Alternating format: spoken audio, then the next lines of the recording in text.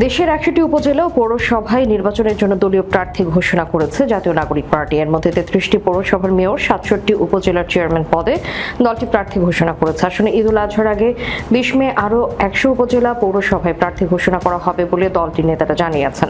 রাজধানীর বাংলা মোটরে এনসিপির অস্থায়ী কেন্দ্রীয় কার্যালয়ে এক জরুরি সংবাদ সম্মেলনে প্রথম ধাপে ১০০ উপজেলা পৌরসভায় প্রার্থী ঘোষণা করেছে এনসিপি।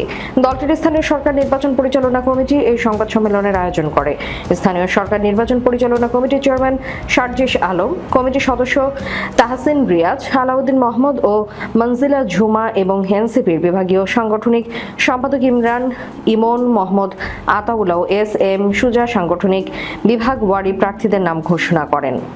তিনি বলেন, সারা দেশে যারা আগ্রহী এনসিপি ও দেশের মানুষের জন্য যারা কাজ করতে আগ্রহী তাদের এনসিপির সঙ্গে যোগাযোগ করার আহ্বান জানানো হচ্ছে। অন্য কোনো রাজনৈতিক দলের পরিশ্রমী ও গ্রহণযোগ্য ব্যক্তি যারা কখনো মানুষের উপর নিপীড়নের সঙ্গে সম্পৃক্ত ছিল না, যাদের সঙ্গে ফ্যাসিস্টদের সরাসরি সম্পৃক্ততা বা তাদের ফৌজদারি অপরাধের সঙ্গে সম্পৃক্ততা ছিল না,